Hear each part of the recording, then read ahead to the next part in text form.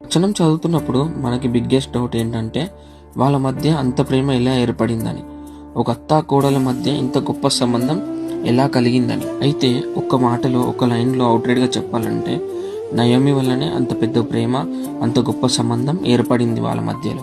ఒకవేళ మనం ఆలోచిస్తే నయోమి వాళ్ళని ప్రేమతో చూసుకుందేమో, వాళ్ళ ప్రతి అవసరాలు తీర్చిందేమో, మరీ ముఖ్యంగా వాళ్ళిద్దరిని ఒకేలాగా ట్రీట్ చేసిందేమో, తన ప్రవర్తన అంతట్లో జాగ్రత్తగా చూసుకుందేమో, అన్నిటికన్నా ఇంపార్టెంట్ వాళ్ళిద్దరిని సొంత కూతురులాగా ట్రీట్ చేసి ఉండొచ్చు.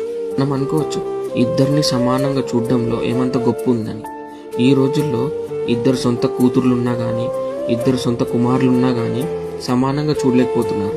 అలాంటిది ఇద్దరు కోడళ్ళని సొంత కూతురులాగా ట్రీట్ చేసిందంటే చాలా పెద్ద విషయం.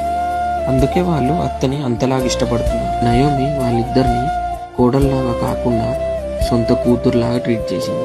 అందుకే వాళ్ళు నయోమిని అత్తలాగా కాకుండా కన్న తల్లిలాగా చూసుకున్నారు. అదేవిధంగా ఇప్పుడు ఉన్న వాళ్ళు కూడా ఆలోచిస్తే గొడవలు రావు, మిస్అండర్స్టాండింగ్స్ కూడా రావు.